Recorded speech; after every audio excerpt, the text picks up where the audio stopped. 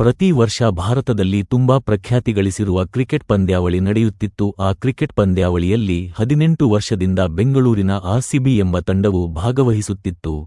ಈ ಆರ್ಸಿಬಿ ತಂಡಕ್ಕೆ ವಿಶ್ವದೆಲ್ಲೆಡೆ ಕೋಟ್ಯಂತರ ಸಂಖ್ಯೆಯಲ್ಲಿ ಅಭಿಮಾನಿಗಳಿದ್ದರು. ಈ ಆರ್ಸಿಬಿ ತಂಡ ಸತತ 17 ವರ್ಷದಿಂದ ಕ್ರಿಕೆಟ್ ಪಂದ್ಯಾವಳಿಯಲ್ಲಿ ಟ್ರೋಫಿ ಗೆಲ್ಲದೆ ಅಭಿಮಾನಿಗಳಿಗೆ ನಿರಾಸೆಯನ್ನು ಉಂಟುಮಾಡಿತ್ತು. ಆದರೆ ಈ ಆರ್ಸಿಬಿ ತಂಡವು ಗೆಲ್ಲುವ ವರ್ಷ ಹತ್ತಿರ ಬಂದೇ ಬಿಟ್ಟಿತು.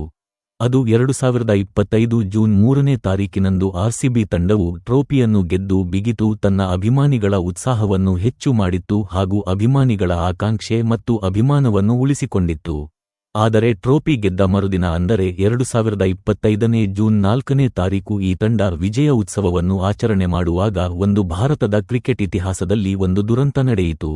ಅಭಿಮಾನಿಗಳು ತುಂಬಾ ನೆಚ್ಚಿನ ತಂಡ ಆರ್ಸಿಬಿಯ ವಿಜಯ ಉತ್ಸವವನ್ನು ನೋಡಲು ಕೋಟ್ಯಾಂತರ ಸಂಖ್ಯೆಯಲ್ಲಿ ನೆರೆದಿದ್ದರಿಂದ ಕಳ್ಳಾಟ ನೂಕಾಟ ಗಲಾಟೆ ಸಂಭವಿಸಿ 18 ಜನರು ಸಾವನ್ನಪ್ಪಿದರು.